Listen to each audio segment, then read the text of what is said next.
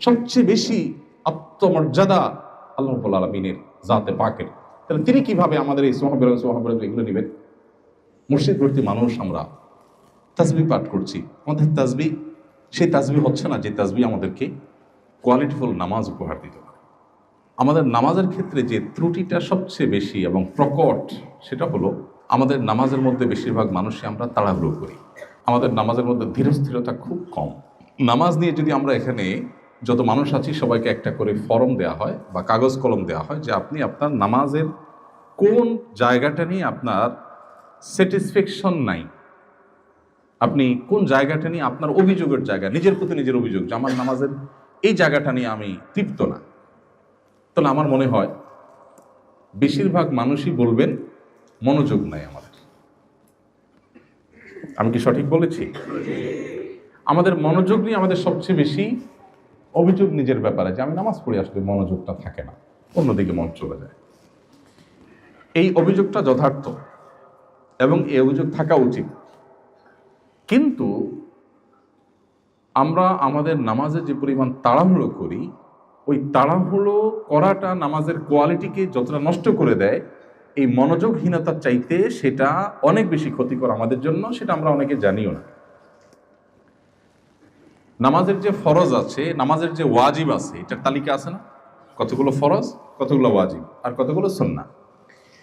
এই ফরজ ওয়াজিব সুন্নতের তালিকার মধ্যে আপনি মনোযোগ ধরে রাখা, এটা ফরজ ওয়াজিব এর তালিকাতে আপনি পাবেন। অবশ্যই সেটা নামাজের প্রাণ, নামাজের আসল জিনিস, রূহ, সন্দেহ নেই। কিন্তু কারণ মনোযোগ কম থাকলো, এর কারণে তার নামাজ বিশুদ্ধই হবে না, ফরজ আদায়ই হবে না, সুজদা দিতে হবে, এমন কোনো কথা নেই। কিন্তু তাড়াহুড়ো এটা যদি একটা লেভেল ক্রস করে চলে যায়, তাহলে সেক্ষেত্রে নামাজ হবেই। কারণ নামাজের মধ্যে ধীরস্থিরতা মিনিমাম একটা লেভেল পর্যন্ত থাকা, এটা হাম্বলি ফুকাহে কেরামের মতে ফরজ, হানাফি মাযহাব এর উলামায়ে কেরামের মতে ওয়াজিব। তার মানে সব উলামায়ে কেরাম একমত এটা আবশ্যক। মাত্রা নিয়ে মত পার্থক্য আছে। যেহেতু এদেশে আমরা বেশিরভাগ মানুষ হানাফি ফিকহ ফলো করি, অতএব ওয়াজিব তো নিশ্চিত। বরং অনেক ইমামদের মতে, সৌদি আরবের আলেমদের মতে এটাও ফরজ। তাহলে এই যে নামাজের মধ্যে তাড়াহুড়ো করা, এটা নামাজকে নষ্ট পর্যন্ত করে দিতে পারে। অথচ বেশিরভাগ মানুষের মধ্যে আমাদের এই রোগটা, ব্যাধিটা আছে। এই ব্যাধিটা সম্পর্কে আমাদের অনেকের খবরও নেই, আমরা জানি না যে ব্যাধিটা আমার মধ্যে আছে।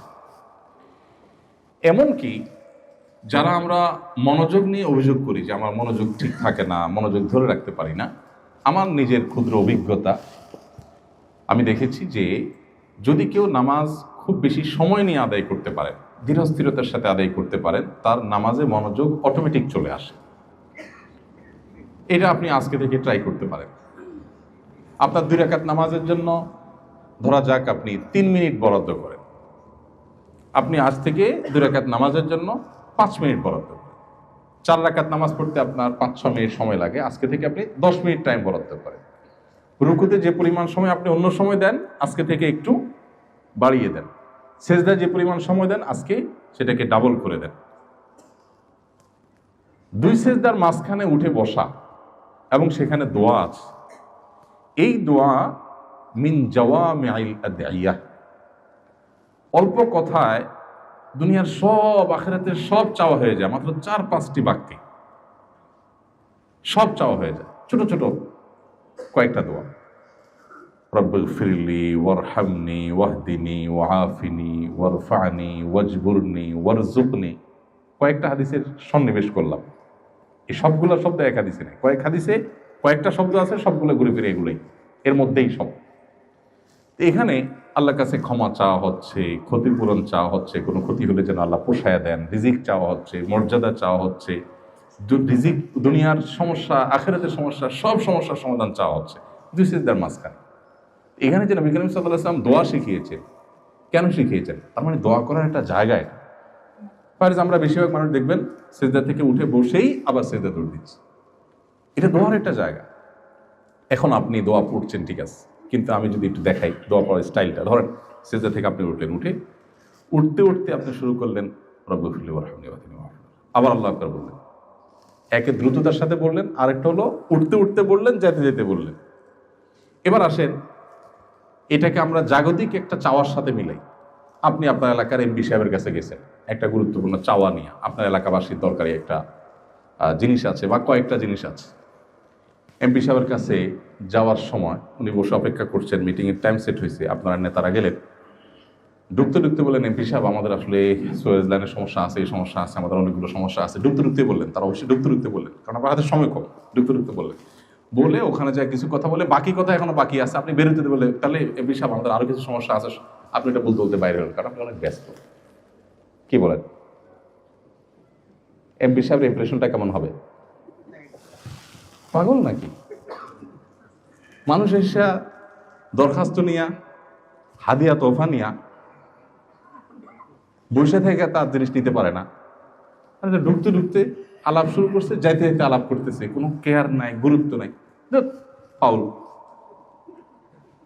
আমি কি সঠিক বলেছি?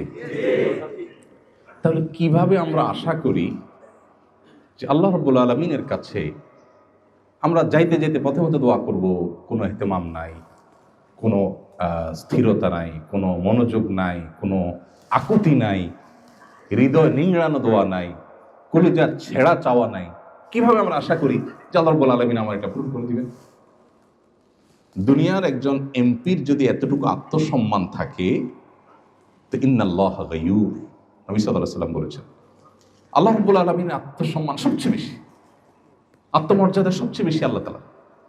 এই জন্য আল্লাহর সঙ্গে কেউ যদি কাউকে শিরক করে, আল্লাহকেও খুশি করতে চায়, আবার বান্দাকেও খুশি করতে চায়, তখন আল্লাহ বলেন, বান্দা তুমি যেহেতু আরেকজনকে খুশি করার চিন্তা করছো আমার পাশাপাশি, তা আমি আসলে কোনো শিরক পছন্দ করি না, আমি আত্মসম্মান বুঝি, সো তুমি তাকেই খুশি করো, সে খুশি হোক, আমি তোমার উপর খুশি হব।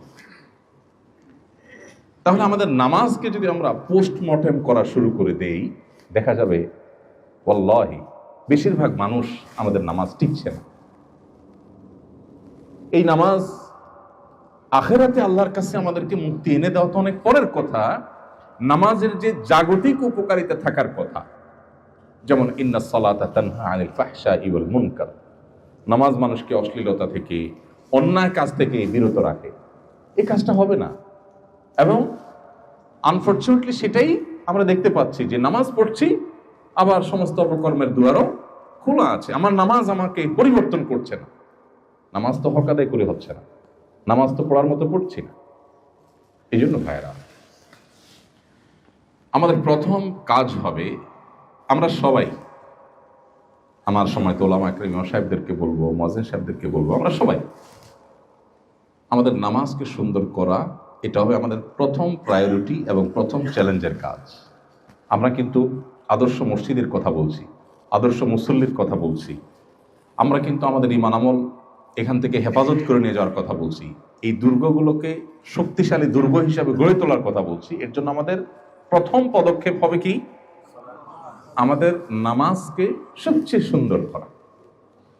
এবং নামাজ সুন্দরের অংশ হিসাবে একটা মাত্র কর্মসূচির কথা বলেছি, সেটা হলো আপনি নামাজটা অধিক সময় নিয়ে করবেন, খুব ধীরস্থিরতার সাথে করবেন। হুযায়ফা ইবনুল ইয়ামান রাদিয়াল্লাহু তাআলা আনহু, তিনি এক ব্যক্তিকে দেখলেন খুব হুলস্থুল করে নামাজ পড়ছে, খুব হুলস্থুল। তখন নামাজ শেষ হওয়ার পর লোকটাকে ডাকলেন, ডেকে বললেন, তুমি এভাবে কতদিন নামাজ পড়ছো? কতদিন তুমি নামাজ পড়ছো? তখন সে লোক বললেন, 50 সানা, 50 বছর ধরে। হয়তো ইসলাম গ্রহণ করার আগে থেকেও তো মক্কার মানুষ, মুশরিকরাও তো নামাজ পড়তো, তাদের নামাজের ধরন ধাঁচ ভিন্ন ছিল, হয়তো মৌকা ও তাসদিয়া ছিল কোরআনের ভাষায়, যাই হোক। তো দীর্ঘদিন পর্যন্ত তিনি নামাজ পড়ছেন। তখন হুযায়ফা ইবনুল ইয়ামান রাদিয়াল্লাহু তাআলা তাকে বললেন, ওয়াল্লাহি, আল্লাহর শপথ করে বলছি, এই যে তাড়াহুড়ো নামাজ যেটা তুমি পড়লা, এই নামাজ নিয়ে যদি তুমি দুনিয়া থেকে যাও, তাহলে তুমি মুহাম্মদ সাল্লাল্লাহু আলাইহি সাল্লামের শরীয়ত এর উপরে প্রতিষ্ঠিত থেকে তোমার মৃত্যু হলো না। তোমার এই নামাজ মুহাম্মদ সাল্লাল্লাহু আলাইহি সাল্লামের নামাজ নয়। আরেক ব্যক্তি নবী করিম সাল্লাল্লাহু আলাইহি সাল্লামের সময় মসজিদে নববীতে প্রবেশ করলেন, করে তিনি দুই রাকাত নামাজ পড়লেন, হয়তো মসজিদে ঢোকার নামাজ ছিল, তাহিয়াতুল মসজিদ, অথবা ফরজ নামাজ হয়তো পরে আসছেন, আদায় করছেন, নামাজ পড়ছেন। নামাজ পড়ে নবী করিম সাল্লাল্লাহু আলাইহি সাল্লামকে এসে সালাম দিলেন। নামাজটা পড়ে নবীজি বসা ছিলেন, এসে তাকে সালাম দিলেন। সালাম দেওয়ার পর নবী সাল্লাল্লাহু আলাইহি সাল্লাম সালামের জবাব দিলেন। জবাব দিয়ে বললেন, ইরজা ফাসাল্লি ফাইন্নাকা লাম তুসাল্লি, তুমি যাও আবার নামাজ পড়ো, কারণ তোমার নামাজ হয়নি। বেচারা উঠে গিয়ে আবার নামাজ পড়লেন, পড়ে এসে আবার সালাম দিলেন। নবী সাল্লাল্লাহু আলাইহি সাল্লাম এবারও সালামের জবাব দিয়ে একই কথা বললেন, যাও তুমি নামাজ পড়ো, তোমার নামাজ হয় নাই। ভদ্রলোক আবারও গেলেন, যে তিনি আবারও নামাজ পড়লেন, পরে আসলেন, এসে আবার নবী সাল্লাল্লাহু আলাইহি সাল্লামকে সালাম দিলেন। নবী সাল্লাল্লাহু আলাইহি সাল্লাম এবারও একই কথা বললেন, 3 বার নামাজ পড়লেন। এখানে একটু থামি, আমি এই কথায় আসবো, এই জায়গাটায় আসবো, মাঝখানে একটু এখান থেকে একটা শিক্ষা নিয়ে নিই। এই ঘটনা যদি আমাদের সাথে ঘটতো, ধরেন নবী করিম সাল্লাল্লাহু আলাইহি সাল্লামের সময়ে আমরা 2 রাকাত নামাজ পড়ে এসে সালাম দেওয়ার পরে বললেন যে তোমার নামাজ হয়নি, আবার পড়ো। পড়লাম, পড়ে আসলাম, আবার সালাম দিলাম, তিনি আবারও পাঠাইলেন, আবার পড়ে আসলাম, আবারও পাঠাইলেন। 3 বার এভাবে নামাজ পড়লেন সেই ব্যক্তি। আমাদের সময় যদি হইতো আমরা কি করতাম বলেন তো? মানে একটু আমরা করি, কি হতে পারত? হ্যাঁ, বিরক্ত হইতেন, বিরক্তি বোধ করে কি করতেন? একটা রিপ্লাই তো আসতো, সেটা কি হতে পারতো? হ্যাঁ হ্যাঁ, না সংঘর্ষ, আল্লাহ রাসূল যেহেতু ডাইরেক্ট সংঘর্ষ হয়তো হতো না।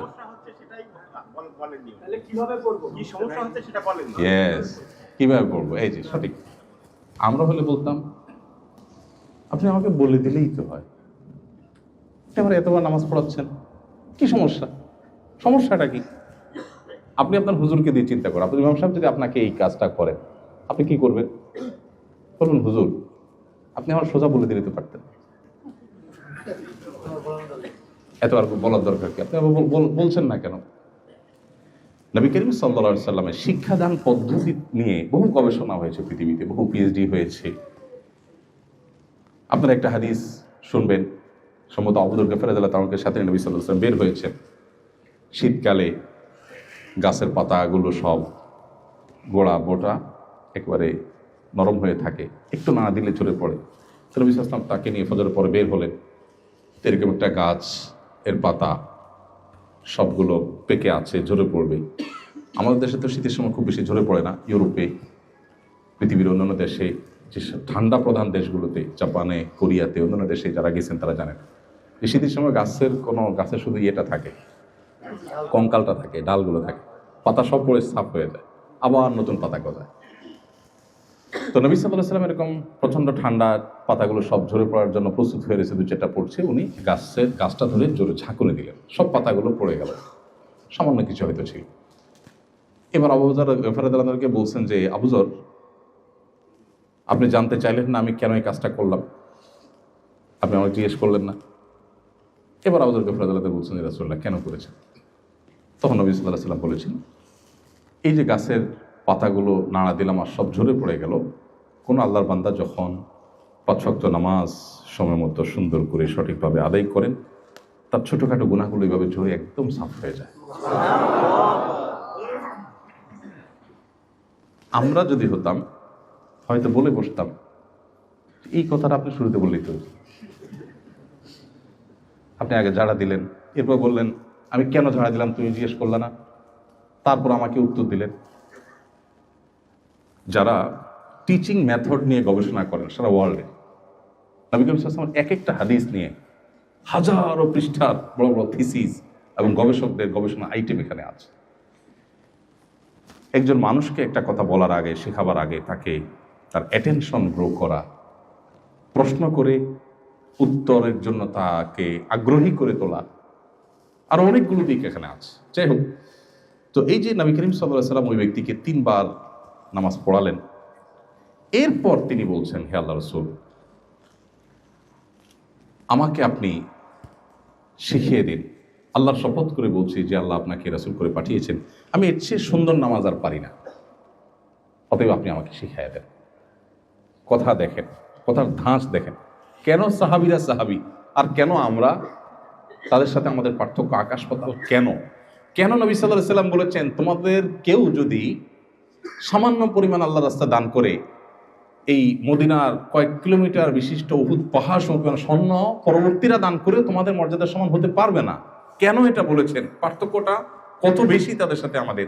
এই ঘটনাগুলো প্রত্যেকটা হাদিসের পরতে পরতে আপনি শিক্ষাগুলো পাবেন। আমরা এখান থেকে জাস্ট শিক্ষাটা নিলাম। এবার মূল পয়েন্টে আসি। ওই ব্যক্তিকে নবী সাল্লাল্লাহু আলাইহি সাল্লাম বললেন যে আবারও পড়ো, তখন বললেন যে আমাকে আপনি শিখিয়ে দেন, কারণ এর চেয়ে ভালো নামাজ আমি আর যাই না। তখন নবী সাল্লাল্লাহু আলাইহি সাল্লাম তাকে শিখালেন যে তুমি যখন দাঁড়াবে সূরা কিরাত পাঠ করবে, তারপর তুমি রুকুতে যাবে, রুকুতে যাওয়ার পর হাত্তা তাতমাইন্না রাকিআন, রুকুতে গিয়ে তুমি একেবারে স্থির হওয়া পর্যন্ত অপেক্ষা করবে। তার মানে এরপরে রুকু তোমার স্টার্ট হলো। এরপর রুকু থেকে তুমি যখন মাথা তুলে সোজা করবে, তখন তুমি দাঁড়াবে, একেবারে টান টান সোজা হওয়া পর্যন্ত অপেক্ষা করবে, তাহলে তোমার দাঁড়ানোটা কমপ্লিট হবে। এরপর তুমি যখন সেজদায় যাবে, তুমি একইভাবে সেজদা গিয়ে একেবারে স্থির হওয়া পর্যন্ত অপেক্ষা করবে, তারপর তোমার সেজদা শুরু হলো। সেজদা থেকে সোজা হয়ে বসে তুমি একবারে টান টান সোজা হয়ে বসবে, তারপর বসাটা তোমার কমপ্লিট হবে। এইভাবে প্রতিটি কাজ ধীরে ধীরে তোমাকে করতে হবে।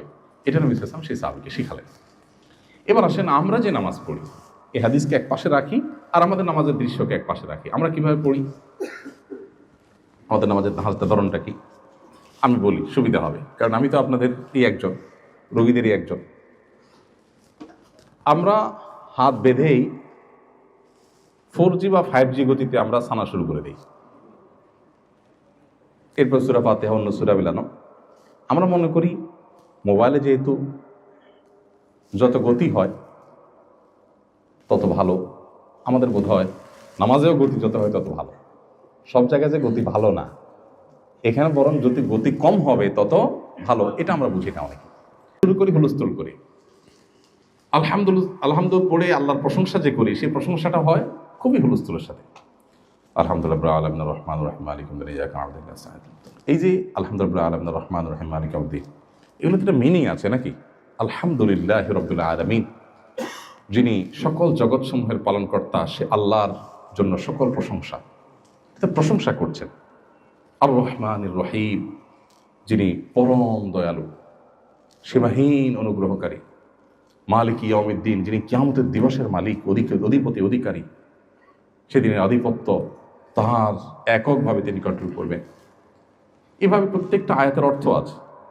আল্লাহকে আপনি এগুলো প্রশংসা নিবেদন করছেন, কিন্তু প্রশংসা নিবেদন করার সময় আপনি পড়ছেন কি? আলহামদুলিল্লাহ রাব্বিল আলামিন রহমানির রহিম মালিকি ইয়াউমিদ্দিন ইয়াকা না'বুদু, মানে আপনি জপছেন, কিছু একটা জপছেন। এবার আসেন, আমি এর আগে এমপি সাহেবের কথা বলছি, আবার এমপি সাহেবের কাছে ফিরে আসি। আপনি আপনার এমপি সাহেবের কাছে গেছেন, প্রধানমন্ত্রীর কাছে গেছেন, প্রধান উপদেষ্টার কাছে গেছেন, দুনিয়ার কোনো পাওয়ারফুল ব্যক্তির কাছে গেছেন, যায় বা তাকে আপনি দাওয়াত দিয়ে আনছেন আপনার মাহফিলে, আপনার প্রোগ্রামে। এরপর প্রশংসা বাক্য পড়ে পাঠ করছেন। তো আপনার হাতে সময় কম, সেজন্য বলতেছেন যে এমপি সাহেব আপনার মতো মানুষ হয় না, আপনি অনেক ভালো মানুষ, মাশাআল্লাহ আপনার বাপদা 14 গোষ্ঠী ভালো, আপনি অনেক দানশীল মানুষ, আপনি অনেক কিছু করছেন, হান করছেন, তার করছেন। আপনি এমন হুলস্থুলভাবে বলছেন যে কি বলছেন সেটা পুরো ক্লিয়ার না, পরিষ্কার না। আপনার এই প্রশংসায় কি এমপি সাহেব খুশি হবে না বেজার হবে? বলবে দাওয়াত না দিতা সেটাই ভালো ছিল, ডাইকাই নাই, অপমানটা না করলেও পারতাম, এ কথা বলবে না? তাহলে এবার আপনি চিন্তা করেন, আপনি সূরা ফাতিহা পড়ছেন তুফাল মিলে 4G 5G গতিতে, আপনার পড়ার ভিতরে কোনো মাধুর্য নাই, কোনো আল্লাহর প্রতি প্রশংসার প্রকাশের কোনো অনুভূতি নাই, অনুভব নাই, ফিলিংস নাই। আপনার দিল থেকে আপনি বলছেন না, মুখ দিয়ে শুধু জপছেন। এই প্রশংসা আল্লাহ সুবহানাহু ওয়া তাআলা অ্যাকসেপ্ট করবে, এটা আপনি কিভাবে চিন্তা করতে পারেন? এভাবে আমরা অন্য সূরাও শেষ করি। আসেন এবার রুকুতে যাই। আমাদের রুকুর অবস্থা কি? সূরা ফাতিহা পড়লেন, আরেকটা সূরা মিলাইলেন, শেষ করলেন, একটু ব্রেক দিলেন, শেষ হলো। এরপরে আপনি আল্লাহু আকবার বলে রুকুতে যাবেন। এই আল্লাহু আকবার বলে রুকুতে যাবেন। রুকুতে গিয়ে মাথা থেকে কোমর পর্যন্ত টান টান সোজা হয়ে যাবে এবং পায়ের গোড়ালি থেকে কোমর পর্যন্ত সোজা হয়ে যাবে। আপনি পজিশনে যাবেন। এরপরে আল্লাহ তাআলার কাছে আপনি আপনার অবনত মস্তক হয়ে আপনার শরীরটাকে ভেঙে দিয়ে এরপর আল্লাহকে আপনি তাসবিহ নিবেদন করবেন, সুবহান রাব্বিয়াল আযীম, সুবহান রাব্বিয়াল আযীম, আমার মহান রবের পবিত্রতা আমি জ্ঞাপন করছি। আল্লাহকে আপনি পবিত্রতা জ্ঞাপন করছেন। এই যে সুবহান রাব্বিল আযীম পড়ছেন, এইটা পড়তে গিয়ে যদি আপনি এভাবে পড়েন সুবহান রাব্বিল আযীম, সুবহান রাব্বিল আযীম, সুবহান রাব্বিল আযীম, সুবহান রাব্বিল আযীম, সুবহান রাব্বিল আযীম, তাহলে কি দাঁড়াবে? এমপি সাহেব আপনি ভালো, এমপি সাহেব আপনি ভালো, এমপি সাহেব আপনি ভালো। মানে একটু বোঝার জন্য বলছি, শুনতে কেমন শোনা যাবে ওইটা?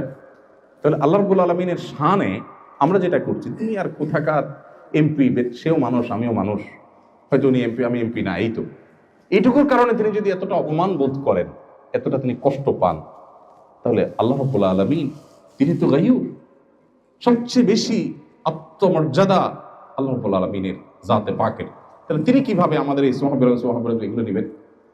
মুর্শিদ ভর্তি মানুষ আমরা তাসবিহ পাঠ করছি, আমাদের তাসবিহ সেই তাসবিহ হচ্ছে না যে তাসবিহ আমাদেরকে কোয়ালিটিফুল নামাজ উপহার দিতে পারে। আচ্ছা, এই যে তাসবিহ পাঠ করছি সেটাও হওয়ার কথা ছিল আমি আল্লাহু আকবার বলবো, রুকুতে মাথা থেকে কোমর পর্যন্ত টান টান সোজা হব, পজিশনে যাব, এরপর আমি স্টার্ট করব সুবহান রাব্বিয়াল আযীম। আচ্ছা, আমার প্রশ্ন, রুকুর তাসবিহ কখন পড়তে হয়? প্রশ্নটা কি বেশি কঠিন হয়ে গেল? রুকুর তাসবিহটা কখন পাঠ করতে হয়? রুকুতে যাওয়ার পরে। ফাইন, উত্তর সঠিক। আমরা বেশিরভাগ মানুষ সাধারণত যে প্র্যাকটিস দেখা যায় সেটা হলো আল্লাহু আকবার বলে, মানে শরীরটা বাঁকা করতে একটু সময় লাগে, পজিশনে যেতে সময় লাগে, আল্লাহু আকবার বলে ফেলতে মুহূর্তের মধ্যে, একদম বিদ্যুৎ চমকের মতো আল্লাহু আকবার বলেই সুবহানা বলা শুরু হয়ে যায়, মানে পথে থেকেই সুবহানা রাব্বিয়াল আযীমে সুবহানা শুরু হয়ে যায়। রাব্বিয়াল আযীম হয়তো পজিশনে যাওয়ার পরে হয়, তাইলে প্রথম তাসবির অর্ধেক পথে আর অর্ধেক পজিশনে, দ্বিতীয় তাসবিহটা হয়তো পজিশনে হয় হুলস্থুল বিদ্যুৎ গতিতে, আর 3 নম্বর তাসবিহটা আবার সুবহানা বলে শুরু করে মাথা সোজা করতে করতে, তাহলে যাওয়ার পথে এক তাসবিহ, আসার পথে এক তাসবিহ, মাঝখানে এক তাসবিহ। তাহলে তাসবিহটা কি রুকুতে হলো না পথে হলো? আমি কি বুঝাতে পারছি? আপনি দরখাস্ত জমা দেওয়ার কথা এমপি সাহেবের অফিসে, আপনি পথে দেখে বলতেছেন ভাই এই যে দরখাস্তটা, কেমন হবে জিনিসটা? পথে যদি দরখাস্ত জমা দেন, সে দরখাস্ত কি অ্যাকসেপ্ট হওয়ার কথা? আপনার তাসবিহ পড়ার কথা রুকুতে গিয়ে, আপনি তাসবিহ প্রথমটা পড়ছেন পথে, শেষেরটাও পড়ছেন পথে, মাঝখানেরটা জায়গা মতো পড়তেছেন সেটাও তুফান মেইলে, এগুলো রুকু। রুকু থেকে ওঠার পর নবী করিম সাল্লাল্লাহু আলাইহি ওয়াসাল্লাম ওই সাহাবীকে শিখিয়েছিলেন, সম্ভবত হাদিসের ভাষ্য হলো হাত্তা তাস্তাউইয়া কায়েমান, টান টান সোজা হওয়া পর্যন্ত তোমাকে অপেক্ষা করতে হবে। এখন আপনি সামি আল্লাহু লিমান হামিদা বলে মাথাটা সোজা করতে দেরি, আবার নামাতে দেরি, পুরো সোজা হতে দিচ্ছেন না।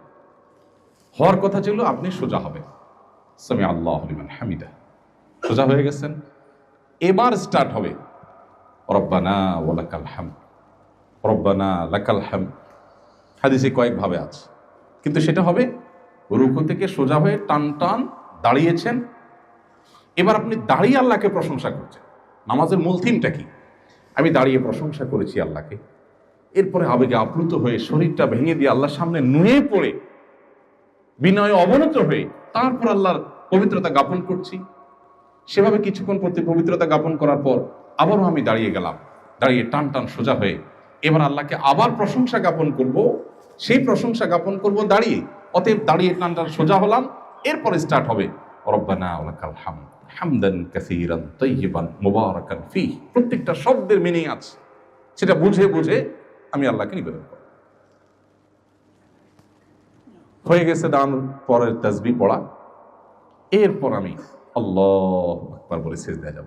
সিজদাও কিন্তু ওই একই কাহিনী হয়, সুবহান রাব্বিয়াল আলা, পথে যাইতে আসতে মাঝখানটা তুফান মিলে ফোরজি গতিতে শেষ সিজদা।